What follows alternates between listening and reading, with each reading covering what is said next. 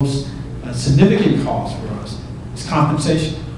80% of the entire budget is a result of the compensation, wages, and benefits. In addition, we've also added a level of new programs and services in the county. For example, someone talked about the uninsured. Well, for Montgomery Cares, we have an initiative that will increase fourfold the amounts of monies that we currently provide for them.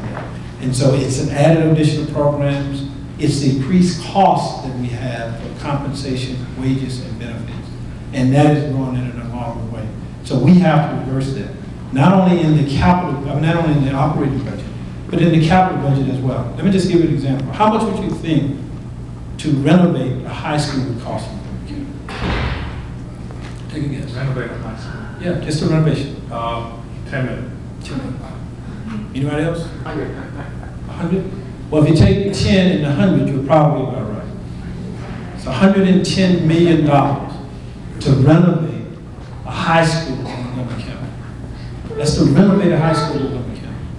That's an alarming amount of money. We have to find ways, and that has an impact on our capital budget, so it squeezes out other capital expenditures. It increases the operating cost because we have to carry the debt on it. We simply have to do renovations and modernization in Montgomery County differently. That's just one example. And so it's those kinds of things that we need to go back from an institutional standpoint of view to look at how we more efficiently and effectively address the ongoing obligations we have in Montgomery County. Until we do that, we will continue to have that gap. And so we're trying to address both. We put in place performance measures. We're looking at a variety of ways in which we can reduce and cut the budget and eliminate certain things that are not a top priority. But now on the other side of that, as you heard from one gentleman today, and as I've traveled around the county from other parts, we have citizens who are saying, as the gentleman here spoke, reduce or do not increase my taxes. And the implications of that would mean that in order to address that, you'd have to make some huge, huge cuts in the other portions of the budget to balance those two out. It is my job, and that's why I told him that I'm not about to say to him, no matter how strongly he may plead, I think he's attended every one of my public forums thus far, and he raised the same questions. I've said, a very honest answer, that I would keep the idea of taxes on the table.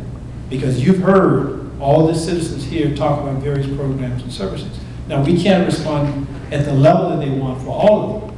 But if I remove that from the table, it would mean just about any and everything that people have talked about tonight, that we've talked about, the answer would be no. And that's just at one location.